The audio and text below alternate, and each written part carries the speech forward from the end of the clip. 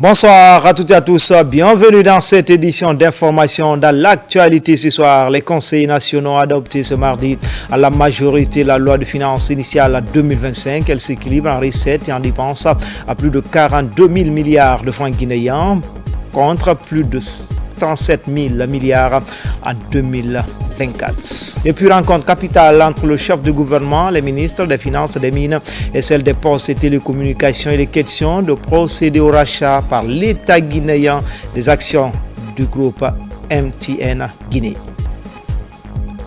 En fait, les festivités de fin d'année sont marquées par deux concerts géants des icônes de la musique africaine. Il s'agit de Salif Keita et Sekouba Bambino pour terminer l'année en toute beauté. Mais avant, les deux artistes ont eu des échanges avec le ministre de la Culture. Voilà pour le sommaire. Encore une fois, bonsoir à tous. Tout d'abord, le chef de l'État a offert un banquet à ses collaborateurs à l'occasion du Nouvel An. Dans une ambiance chaleureuse et festive, les invités et leurs familles ont partagé des moments inoubliables avec le général président, moments choisis pour célébrer les actions déjà réalisées et mettre le cap sur l'avenir avec détermination. Fatoumata Kourouma. Le président Mamadi Doumbouya a marqué le réveillon 2024 en offrant un somptueux banquet dénommé Bal du Soldat, rassemblant sa famille, ses collaborateurs et leurs familles. Dans la salle des banquets du palais présidentiel, l'atmosphère était empreinte de joie et de festivité. Alors que tous se préparaient à accueillir la nouvelle année 2025 dans un esprit de convivialité et de fraternité, le général Mamadi Doumbouya, accompagné de son épouse et de ses enfants, vêtu d'un boubou blanc estampillé Simandou 2040, est arrivé quelques minutes avant le décompte menant à l'année 2025. Prenant place sur le présidium, il a inauguré le banquet. Les invités ont pleinement profité de l'ambiance chaleureuse et festive en honorant le banquet offert par le chef de l'État. Ainsi, la soirée a été rythmée par des échanges amicaux, des rires et des moments de partage, renforçant le sentiment de communauté et d'appartenance. Cet événement a également permis de célébrer les réalisations de l'année écoulée et de se tourner vers l'avenir avec optimisme. Présent, le ministre secrétaire général de la présidence, le général Amara Kamara, a pris la parole pour rendre un vibrant hommage à la première dame, Madame Lauriane Doumbouya. Il a salué son rôle crucial dans les actions symboliques de son époux. Il s'est également félicité du privilège accordé par le président Mamadi Doumbouya en offrant cette occasion exceptionnelle de célébrer le Nouvel An dans une ambiance de convivialité et de fraternité. Au nom des collègues de la présidence, pour porter leur message à ce jour symbolique du Nouvel An.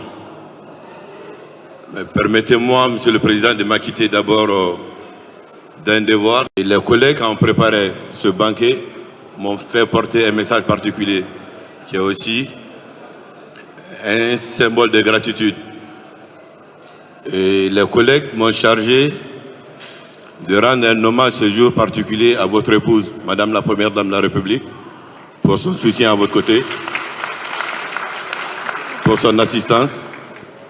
Et c'est le lieu de lui témoigner toute notre reconnaissance, toute notre gratitude pour tout ce qu'elle fait au quotidien à vos côtés. Les collègues à la présidence, Monsieur le chef de l'État, quand vous avez bien voulu l'organiser, nous avons compris que c'est avec beaucoup de symboles que vous avez voulu que nous invitions nos familles, nos proches, également votre famille et vos proches. Et nous comprenons que c'est un privilège, nous voulons vous en remercier. Et comme chaque année, cette année encore beaucoup plus, l'année 2024 a été une très longue année de travail, mais nous voulons vous témoigner toute notre gratitude et toute la fierté que nous avons eue à servir et à servir à vos côtés. Tous les résultats que vous avez atteints cette année sont sans commentaire et nous voulons prier Dieu que la nouvelle année qui s'annonce soit également une très grande année pour vous, une année de santé, de prospérité, que tout ce qui a été engagé sous votre leadership, que vous puissiez le mener à terme. Avant de se retirer, le couple présidentiel a pris le temps de serrer la main à tous les invités présents. Ce geste simple mais significatif témoigne de leur engagement à créer des liens et à valoriser chaque personne présente lors de cette occasion.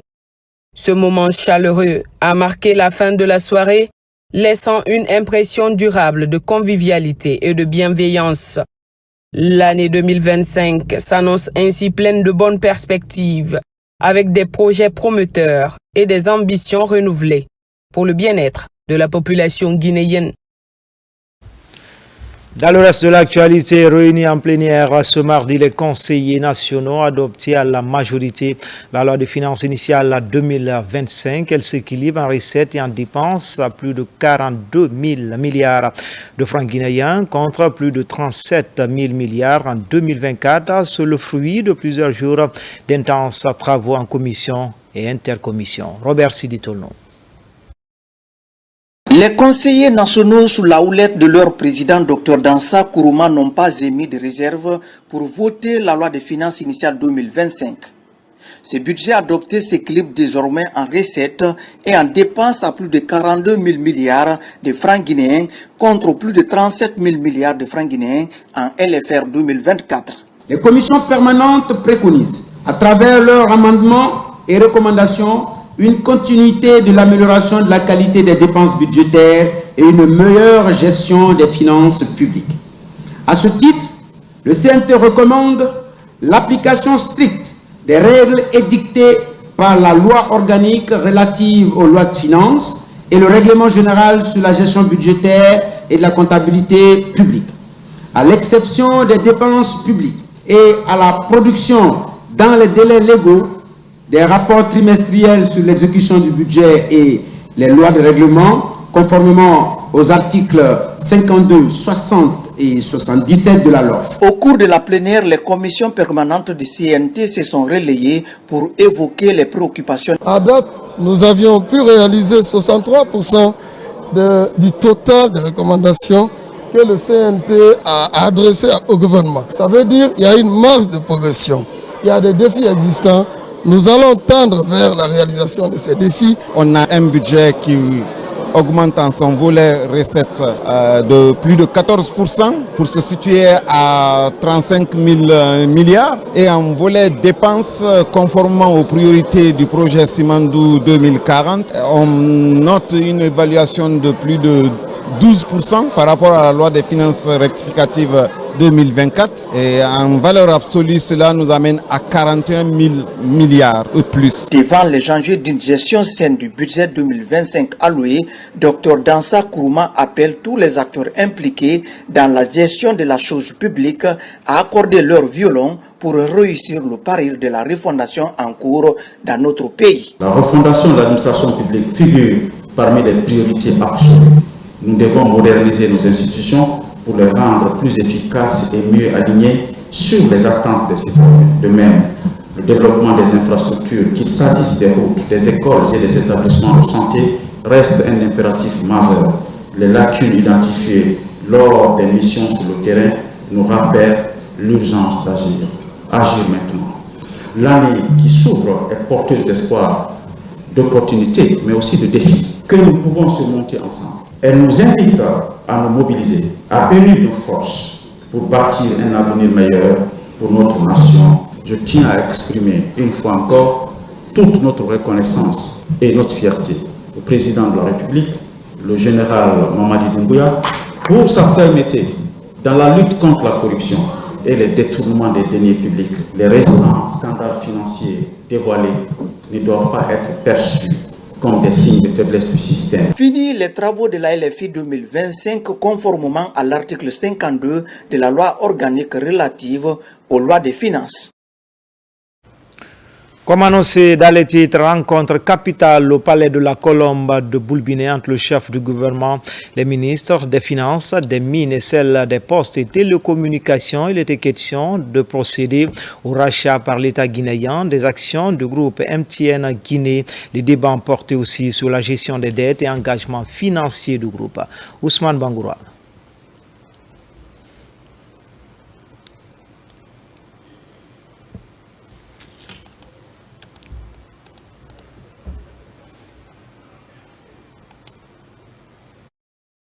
La loi de finances n'est pas le seul instrument d'exécution du budget. À côté, se trouve également la loi de règlement. Une mise à jour de ce précieux document de transparence vient d'être réalisée. Mais c'est quoi une loi de règlement? Les lois de règlement, en fait, ce sont des lois de compte rendu. Donc c'est une fois qu'une loi de finances est exécutée, on fait la loi de règlement qui consiste à dire, OK, sur les dépenses, on vous avait autorisé d'exécuter les dépenses à tel montant, disons 30 000 milliards. Est-ce que vous avez dépassé ça? Est-ce que vous avez exécuté l'intégralité? On vous avait demandé de mobiliser des recettes. Où est-ce que vous en êtes? Si on opère des modifications de la loi de finances en cours d'année, la loi de règlement offre aussi l'opportunité de faire la régularisation de toutes ces modifications. Sa production est annuelle, sauf que cela avait cessé depuis 2018. Avec cette actualisation, une nouvelle page se dessine dans la gouvernance financière. Il offre aussi la possibilité aux différents acteurs de contrôle que sont la Cour des comptes, mais aussi l'Assemblée nationale, donc le CNT pour ce qui nous concerne, de vérifier la conformité de ce que nous avons fait dans l'exécution du budget par rapport à ce que eux avaient autorisé. Cette année, ce sont pratiquement 5 lois de règlement rendues disponibles, fruit d'un travail d'équipe.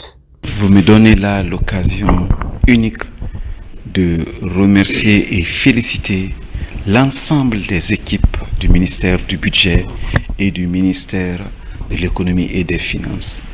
Ces cadres ont abattu un travail énorme. Tout a été déposé en bonne et due forme à la Cour des comptes comme la loi nous l'exige. Fini le retard dans la production de la loi de règlement. Elle sera désormais réalisée après chaque année budgétaire, puis transmise à la Cour des comptes pour certification. Vous l'avez compris, c'est un grand pas franchi dans le processus budgétaire. L'actualisation des lois de règlement, plus de 5 documents sont produits par le département à travers la Direction générale du budget, un outil de gouvernance qui encourage la transparence. Mais quelques éléments de réponse, vous avez vu dans ce reportage signé Mohamed Seyar Souma. Retour sur cette rencontre de haut niveau à la primature sur l'achat des actions du groupe MTN à l'État guinéen. C'était un reportage signé Ousmane Bangoura. Les autorités guinéennes viennent encore de franchir une étape importante dans la restructuration du secteur des télécommunications en Guinée. Les discussions étaient en cours. Visiblement, elles ont abouti. Le gouvernement Bahouri, sous la vision éclairée du président de la République, le général Mamadi Doumbouya, officialise à travers ses signatures le rachat des 75% des actions de la firme sud-africaine MTN Guinée. Ces actions étaient détenues à hauteur de 75% et aujourd'hui ces 75% rentrent au franc symbolique dans les actifs de l'État. Et dans les prochains mois, nous allons maintenant assurer la survie de cette structure et nous allons faire part d'informations sur le nom à donner à la structure, les accompagnements, les partenariats qui auront pour qu'une autre société puisse vraiment régner au sein de l'écosystème des télécommunications. Au cours des échanges, les enjeux financiers liés à ce rachat, notamment les dettes fiscales, les arriérés fournisseurs et les redevances ont été abordés. Pour stabiliser et relancer les activités de la future entité, l'État envisage la mise en place d'une stratégie permettant de faciliter la gestion de ce secteur stratégique pour l'économie nationale. Dans le volet coopération, la Chine, partenaire privilégié de la Guinée, vient de signer un accord de coopération économique et technique. L'acte marque une étape cruciale dans les relations entre Pékin et Conakry. Il s'agit d'une enveloppe de plus de 200 millions de yuan. Tabansila Youssouf Kamara. Les relations entre la République populaire de Chine et la République de Guinée sont vieilles de plus de 50 ans. La signature de ce présent accord de coopération économique et technique d'une valeur de 200 millions de yuan renminbi, soit 27 millions de dollars américains, vient davantage réchauffer cet esprit de solidarité et de respect mutuel entre ces deux pays. Cette collaboration illustre la reconnaissance de la Guinée en tant qu'acteur central dans le partenariat sino-africain. Elle renforce notre ambition de positionner notre pays comme un moteur de l'industrialisation et de transformation économique en Afrique. Grâce à ces ressources, nous pourrons accélérer la mise en œuvre de projets qui non seulement répondent à nos besoins immédiats, mais aussi jettent les bases d'un développement durable et inclusif.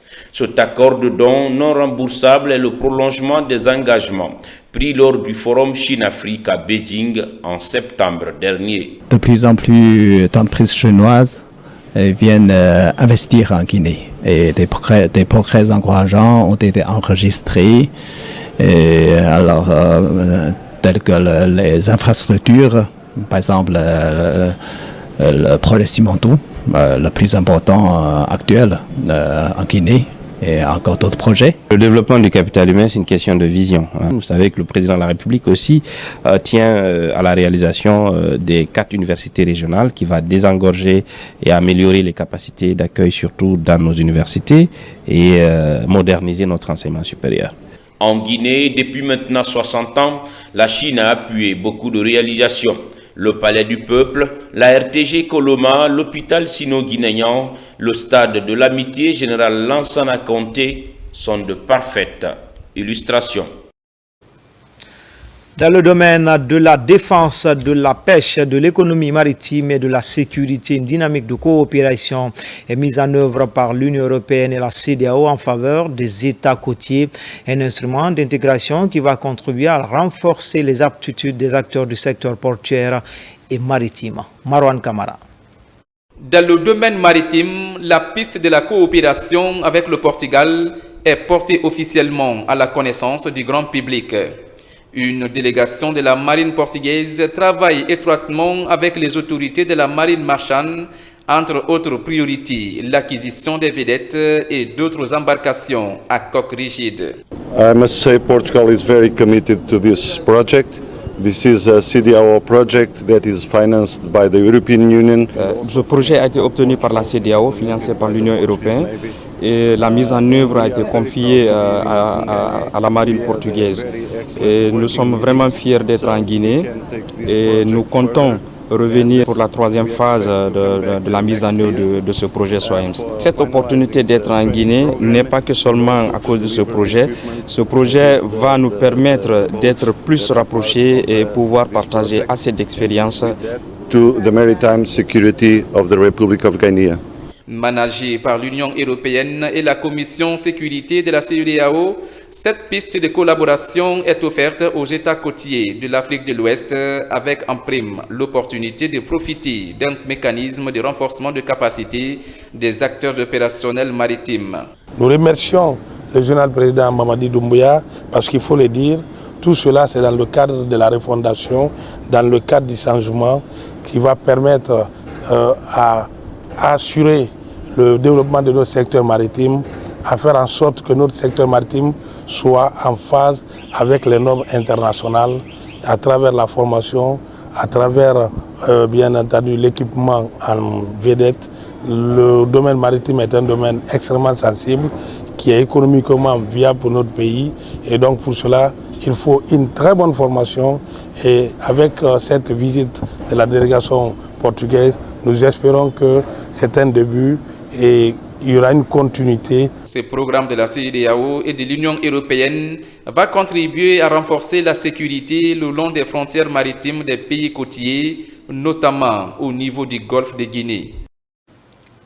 C'est parti pour la campagne de pêche 2025, une année pleine de défis à relever pour plus de résultats et de produits halieutiques dans nos assiettes. Le respect des mesures est vivement recommandé, notamment l'interdiction des équipements non conformes, le suivi des conditions de débarquement et d'exportation.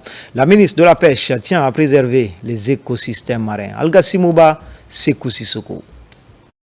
Des campagnes d'évaluation scientifique rigoureuses sont menées par le Centre national des sciences halieutiques de Bousra pour développer le plan d'aménagement et de gestion des pêcheries maritimes de 2025. Basé sur des données actualisées, ce plan garantit une exploitation rationnelle des ressources halieutiques tout en préservant leur durabilité pour les générations futures. En 2025, nous renforcerons notre approche de zéro tolérance contre la pêche illicite, non déclarée et non réglementée, INN. Nous encourageons chaque acteur à respecter strictement la réglementation en vigueur pour garantir une exploitation durable et équitable. La campagne de pêche 2024 qui s'achève ce 31 décembre a marqué une étape décisive dans la gestion durable et responsable des ressources halieutiques. Au nom de son Excellence Général Mamadi Doumbouya, Président de la République, et de M. Amadou Ouriba, Premier ministre, chef du gouvernement, j'ai l'honneur de déclarer solennellement ouverte la campagne de pêche 2025 ce 1er janvier 2025 à minuit, temps universel.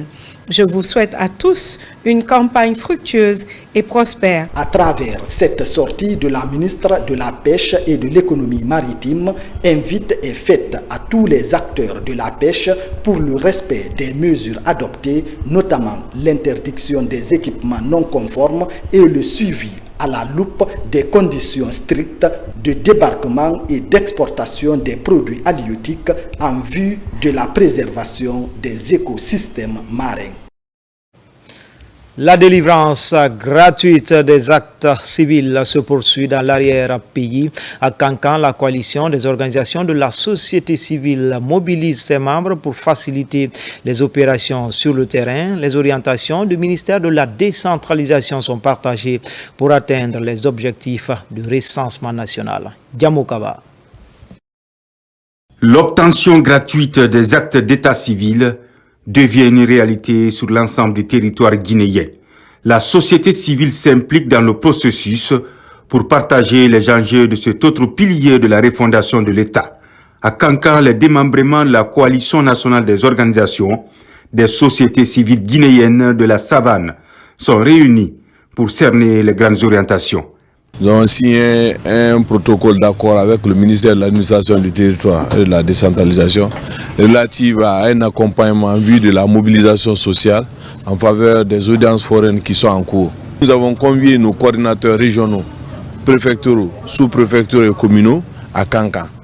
À eux, nous allons remettre les moyens pour qu'ils aillent, chacun en ce qui le concerne, jusqu'au district pour mobiliser la population à venir vers les centres où se font ces activités.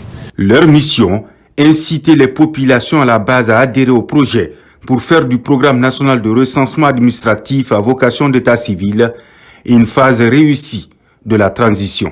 Les jeunes foraines vont permettre à nos parents qui n'ont pas ou qui n'ont pas eu le temps de venir à la justice ou à la commune pour avoir un extrait de naissance ou un jugement supplétif, d'avoir un extrait d'acte de naissance qui va les conduire aux futures élections. Par le lancement de cette nouvelle campagne, la Guinée reste fortement mobilisée pour accroître la visibilité politique de ses enjeux. D'autres avantages sont liés à la connaissance du nombre d'habitants des localités, surtout dans le cadre de la décentralisation. Exploitation forestière avec la session du conseil d'administration de l'Office guinéen du bois à ligne de mire, faire le bilan des activités écoulées et fixer le cap pour 2025. De nombreux chantiers sont sur table pour cette nouvelle année. Mamadou Alpha Baldé. Après une année d'exercice sur le terrain, l'Office guinéen du bois tient sa deuxième et dernière session de son comité de pilotage. Une occasion pour ses membres de faire le bilan, évaluer les succès, les ratés et se projeter pour la nouvelle année. L'année 2024 a été marquée par des difficultés et des défis majeurs que notre office a dû affronter. Malgré nos efforts, nous regrettons de ne pas pu mener à bien toutes les activités cruciales que nous avons prévues dans le plan d'action de l'OGUP. Ces dernières années, le secteur du bois a connu plusieurs changements. De la promotion de l'exploitation durable jusqu'à la sécurisation des recettes, l'Office guinéen du bois a aussi lancé un vaste programme de réalisation de nouvelles plantations forestières exclusivement dédiées à la production. Pour prendre de bonnes décisions aujourd'hui, l'exploitation forestière, c'est parce qu'on ne produit pas les données fiables. L'État ne peut pas, ça ne peut pas permettre aux décideurs de prendre la bonne décision. Notre plan d'action, Vision 2025, l'État nous accompagne dans la création des plantations de bois d'œuvre. Pour 2025, un plan de travail est déjà élaboré. Parmi les premières priorités de cette année, l'amélioration des conditions de travail, dont la mobilité des agents sur le terrain et le strict respect des quotas de production fixés par préfecture afin de garantir la pérennité de la ressource. En province, lutte contre les accidents de la route, la problématique interpelle l'Agence guinéenne de la sécurité routière. À l'AB, la semaine nationale a mobilisé usagers, les centrales syndicales pour une sensibilisation sur le code de la route. Tous s'engagent à la prudence pour sauver des vies et des biens. Sona Sagno commente les images de Sarafdine Diallo. Selon les statistiques de la police et de la gendarmerie, de 2020 à 2024, la Guinée a enregistré plus de 11 968 cas d'accidents de la route avec 3 149 décès, 4 021 blessés graves, soit une moyenne annuelle de 1 394 cas d'accidents, une triste réalité qui interpelle l'Agence nationale de la sécurité routière. Nous réitérons notre engagement à faire de la sécurité routière une priorité pour atteindre les objectifs de la décennie d'action des Nations Unies et assurer des routes plus sûres conformément à la vision du président de la République. À l'AB, les conducteurs et syndicats ont été outillés et sensibilisés sur le code de la route. Ces usagers s'engagent désormais à plus de prudence dans la circulation. Nous invitons les usagers de la route de respecter le code de la route parce que vous savez, quand vous respectez le code de la route, vous économisez des vies. Pour faire respecter le code de la route et sauver des vies, le gouvernement guinéen s'investit sur tous les fronts. Pour interpeller chaque acteur devant ses responsabilités, le thème retenu cette année est « La sécurité routière, une responsabilité partagée ». La plupart de ces facteurs étant liés au comportement humain, nous devons accentuer nos efforts de formation et de sensibilisation sur les conducteurs pour asseoir des bases d'une sécurité routière réussie. Les accidents de la circulation sont causés, entre autres, par le non-respect du code de la route, l'excès de vitesse, l'imprudence des conducteurs, la consommation de l'alcool et des stupéfiants, le transport mixte, le mauvais état de route et des véhicules.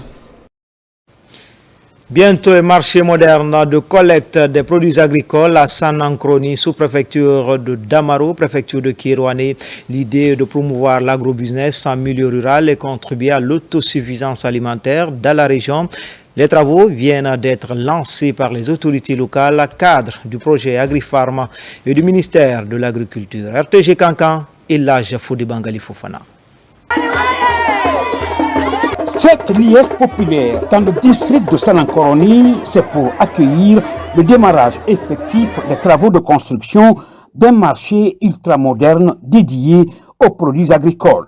Sur ce site d'1,5 hectare seront construites 7 infrastructures en l'espace de 8 mois à compter de janvier 2025. Le projet s'engage à payer les décomptes à temps, mais aussi demande à l'entreprise de réaliser les travaux conformément au planning qui est établi entre lui et le projet. Le marché de Sanancroni est caractérisé comme site, une guérite qui sera aussi construite, local technique, l'espace pour les panneaux, le bloc sanitaire pour hommes et femmes, le bloc administratif, le parking pour camions de 10 à 20 tonnes. Plus de 3 milliards de francs guinéens, c'est le coût de ce projet initié par le ministère de l'Agriculture et de l'Élevage à travers le projet AgriFarm financé par le FIDA. Nous sommes très contents d'avoir le marché dans notre localité. Simandou est très grande. Nous avons 17 districts, 84 villages. Donc si l'État nous a donné le marché, ça nous a beaucoup réconforté de moral. Quand le gouvernement se bat pour te faire une infrastructure de ce genre, il faut te battre pour la conserver, pour la préserver dans le futur, à long terme. Je leur conseille d'accompagner, ce sera une grande première dans la sous-préfecture. Face à ce projet innovant, ces communautés riveraines de Simandou démontrent à travers chants et danses leur soutien indéfectible aux idéaux de refondation et de bien-être prônés par le général président Mamadi Doumbouya. À Beila, les campagnes de sensibilisation contre les mutilations génitales féminines portent fruit.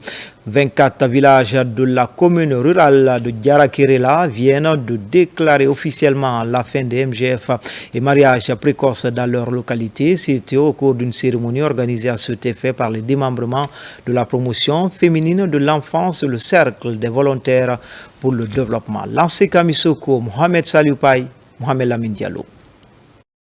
Par cette série de signatures, 24 villages de la commune rurale de Diarakerela dans la préfecture de Beila s'engagent solennellement à mettre fin aux mutilations génitales féminines et au mariage d'enfants dans leurs communautés respectives. C'est le résultat d'un long processus de dialogue communautaire, de sensibilisation et d'accompagnement conduit par le cercle des volontaires pour le développement Cerveau-d'El. Diagnostic participatif dans chaque village. 2. Mise en place le renforcement des capacités et l'opérationnalisation de 27 structures de protection de l'enfance. 3. Réalisation des causeries éducatives, de dialogues communautaires et de visites à domicile sur l'abandon de l'excision et mariage d'enfants. Appréciant cet engagement volontaire des communautés de Diarakerela, les défenseurs des droits des femmes et des enfants exhortent tout de même au respect du dit engagement. Aujourd'hui, nous sommes témoins des engagements pris par les 24 villages de Diarakerela pour dire non à cette pratique d'excision, non au mariage d'enfants. Les 24 villages, les autorités, il ne s'agit pas de signer les engagements, mais ce qui est plus important, c'est le respect des engagements. Demandez humblement à l'autorité préfectorale de veiller sur la déclaration faite ici, de façon libre par la communauté de Diarakerela. Le colonel Ibrahima Souley Kamara se réjouit des efforts conjugués par les différents acteurs. Je remercie nos partenaires primordiaux, INFPA, ONG Cerveau-d'El, qui accompagnent les efforts du gouvernement en matière de promotion et de protection des droits des femmes et des enfants en faveur de notre pays. Pour la pérennisation des acquis de ce projet, des machines multifonctions sont aussi offertes aux 2 meilleurs groupements d'intérêt économique de Diarakerela. Ici à Conakry, au mois d'août dernier, plus de 200 familles ont été victimes d'inondations dans la commune de Matoto. Ces sinistrés viennent de bénéficier des vivres et non-vivres, un geste du Lions Club de Guinée à travers une subvention de la fondation du Lions Club International d'une valeur de $10 000. L'accompagnement dans la durée de ces familles est aussi annoncé. Abdul Karim Kamara. Partout où il y a besoin, il y a un lion. En Guinée, ce slogan est de plus en plus matérialisé par le Lions Club. Le district 403 A1 de la région 16 vient de voler au secours des familles sinistrées lors des inondations du mois d'août dernier dans la commune de Matoto. Il faut rappeler que pendant le mois d'août, il pleut beaucoup à Conakry et les canalisations étant pas très bien, donc les populations sont souvent inondées. Et il y a eu même des décès, ce qui nous a énormément touchés. On a acheté des vivres et des non-vivres pour venir vraiment au secours de ces populations démunies. En tout, ce sont 200 familles qui bénéficient de ce geste subventionné par la fondation du Lions Club International à hauteur de $10 000 et exécuté par le Lions Club de Guinée. Nous remercions les donneurs et c'est un sentiment de satisfaction pour nous. Vraiment, nous les remercions. Nous les encourageons aussi. Avant de faire don de ces vivres, le Lions Club, par une enquête, s'est d'abord attaché les services de la commune de Matoto et de l'Agence nationale de gestion des urgences et catastrophes humanitaires pour identifier les sinistrés. Le Lions Club, ils sont toujours venus au chevet des gens, des victimes de par le monde. Donc venir dans ma commune aujourd'hui pour tenir cette action de bienfaisance, de don aux victimes des inondations de cette année n'est qu'une chose qui ne nous surprend pas. Aujourd'hui, suite à ces inondations, certains enfants issus des familles victimes ne partent plus à l'école. Le Lions Club, dans un élan d'accompagnement à long terme, compte trouver des parrains pour que ces enfants reprennent le chemin de l'école. À Ratoma, les autorités sont à pied d'œuvre pour assainir leur collectivité. Un document sur la politique d'assainissement vient d'être élaboré. Un ménage, un carnet pour une commune propre et un cadre de vie. Et le slogan de ce programme, l'heure est à la présentation du document aux responsables locaux et chefs de ménage pour son application. Younousa Tawel Kamara. Les autorités communales de Ratoma viennent d'élaborer un document sur la politique d'assainissement. Au cours de cette rencontre, il est question d'expliquer aux chefs de famille le contenu du document. Désormais, l'abonnement au PME de précollecte des ordures est obligatoire pour tous les ménages de la commune. Ce document donc prend en compte l'abonnement obligatoire de chaque citoyen pour qu'il y ait le principe pollueur-payeur, que les citoyens comprennent que c'est eux qui produisent les ordures et après ça doit être récupéré. Mais aussi il y a le pouvoir local que nous sommes qui s'inscrit dans la logique de s'assurer que les points de regroupement sont bien faits. On a fait appel à toutes ces personnalités-là, tous ces acteurs, pour que chacun joue sa partition afin que cela soit une réussite et que Ratoma soit le sanctuaire de la salubrité au niveau de la capitale Conakry. Un ménage incarné pour une commune propre et un cadre de vie sain, c'est le slogan de cette politique d'assainissement de Ratoma. Déjà, plusieurs PME sont mises à contribution pour mener à bien le projet. C'est une initiative qui mérite d'être accompagnée et l'agence effectivement utilisera ses capacités techniques, ses capacités matérielles pour appuyer cette initiative afin que les objectifs fixés soient atteints. Le processus d'élaboration du document sur la politique d'assainissement de la commune urbaine de Ratoma ainsi que des informations sur le rôle des chefs de quartier et des chefs de famille pour la réussite de ce projet ont mis un terme à cette rencontre. Pour renforcer les relations civilo-militaires, la Direction générale des pensions et anciens combattants accompagne la jeunesse de Bessia-Faban pour des coups de balai et une opération suivie d'une lecture du Saint-Coran pour la réussite de la refondation enclenchée par le CNRD en Guinée. Caporal Mabinti Keita est la correspondante de la presse militaire. C'est une opération d'assainissement visant à rendre propre notre capitale. Le mouvement Yetekamfe de Faban dans la commune de Bessia mobilise les citoyens de la contrée pour débarrasser certains espaces de la saleté. À la tête de cette initiative, la générale de brigade Fatoumata Yari Silla, directrice générale des pensions militaires et anciens combattants. Nous avons commencé dans la cour de la mosquée. Après la cour de la mosquée, nous avons continué sur l'alentour de la mosquée et même les fossés qui est juste devant la mosquée. Et nous continuons sur le même tronçon et nous allons continuer comme ça jusqu'à la sortie du grand tronçon qui relie entre Faban et Imbaya Pharmacie. Au nom du ministre et à son nom personnel et l'ensemble des forces de défense et de sécurité, nous leur remercions infiniment. Parce que l'initiative qu'ils ont eu à prendre de nos jours, ce n'est pas tout le monde qui le fait. Sincèrement, c'est le grand merci. À la suite de cette activité d'assainissement, sages, autorités communales et religieuses se sont retrouvés à la mosquée de Kinsipor pour implorer la grâce divine pour la paix et la quiétude sociale dans le pays.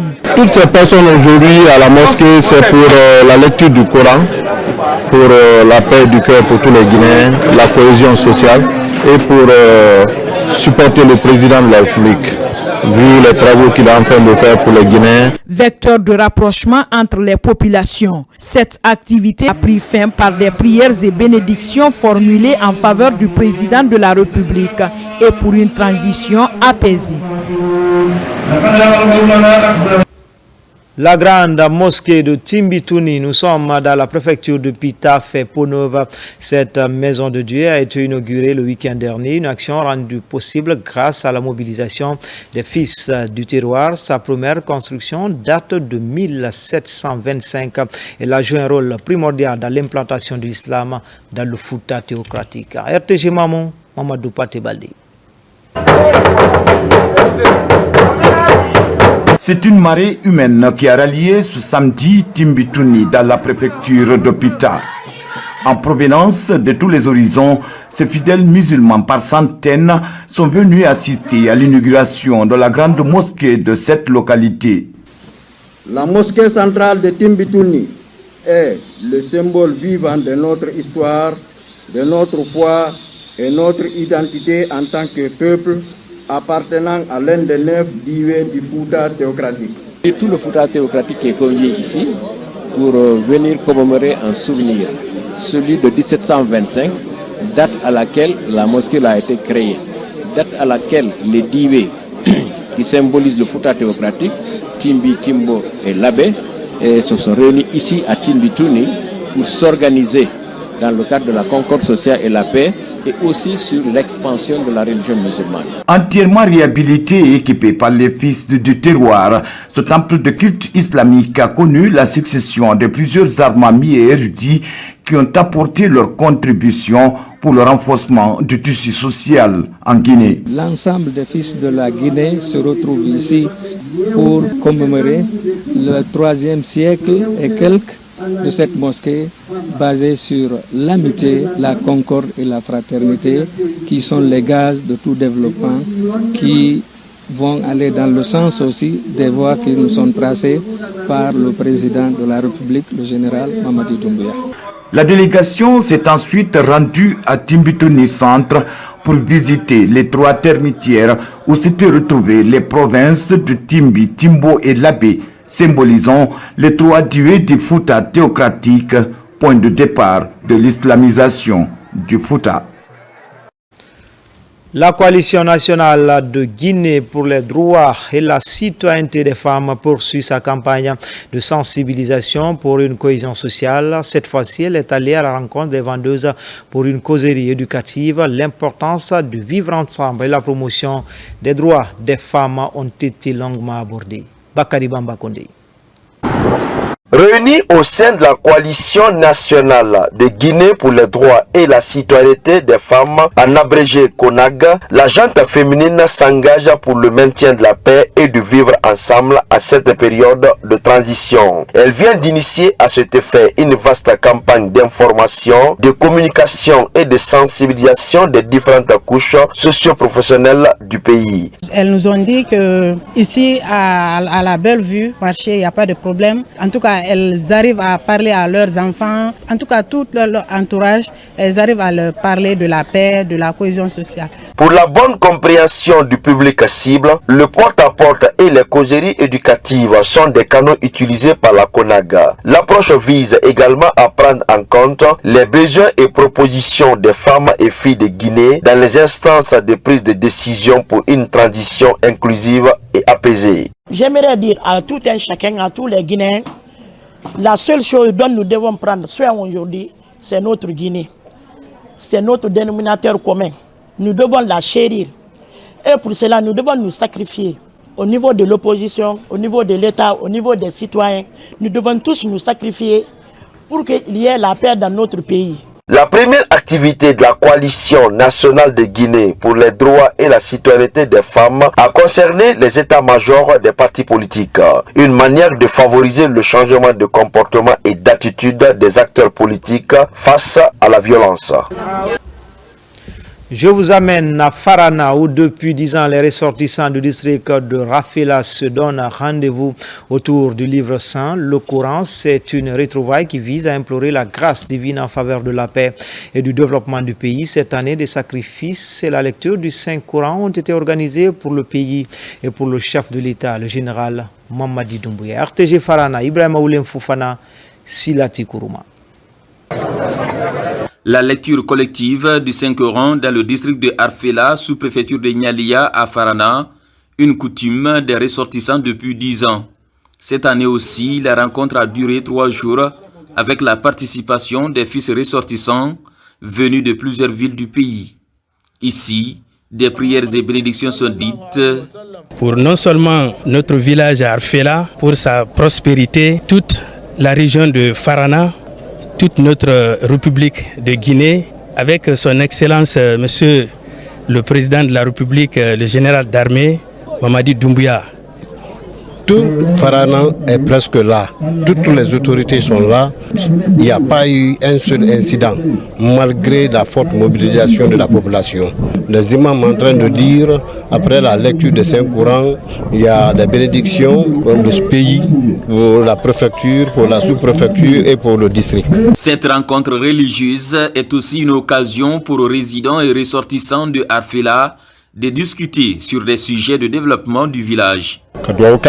Nous sommes venus pour faire des bénédictions pour le village, le pays et notre président général Mamadi Doumbouya.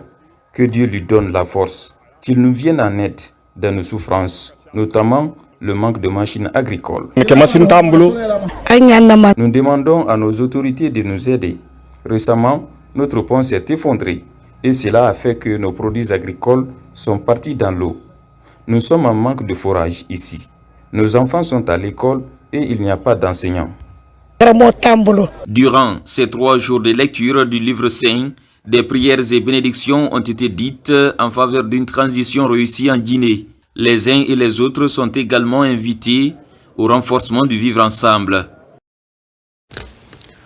Enfin, les festivités de fin d'année sont marquées par 2 concerts géants des icônes de la musique africaine. Il s'agit de Salif Keita et Sekouba Bambino pour terminer l'année en toute beauté. Avant qu'ils ne se produisent sur scène, les 2 artistes ont rencontré le ministre de la Culture pour échanger sur la culture et leur témoigner la fierté de les accueillir en terre africaine de Guinée. Bosman commente les images de Mamadou Djoumaba.